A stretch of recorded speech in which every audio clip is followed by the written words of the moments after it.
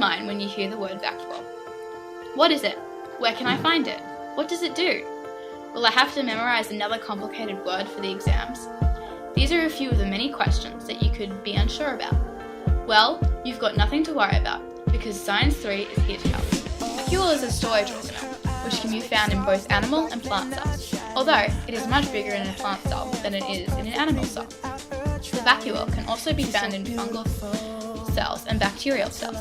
The vacuole has a role of containing substances that help the cell live, such as nutrition and, the most important, water. They may store a variety of different substances, including potential food to provide nutrition, metabolic wastes, feces waste, and toxins to be removed from the cell, and water. It often stores protein. A membrane surrounds the vacuole, deciding what comes in and goes out of the vacuole. Kind of like us humans. We decide what comes into our body by what we choose to eat, and we also release waste from our body, although we can't decide like this, like the membrane.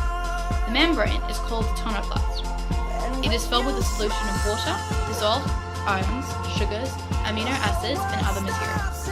But as well as containing, it also removes all unwanted materials, for example, waste. As waste comes in, the vacuole slowly breaks it down until it is no longer a threat to the cell. It helps remove all contamination that could potentially cause harm to the cell. The vacuole is located inside the cytoplasm and is covered by a liquid membrane that protects it. Vacuoles enable cells to have a higher surface area to volume ratio. The cell that has the largest vacuole is the plant cell.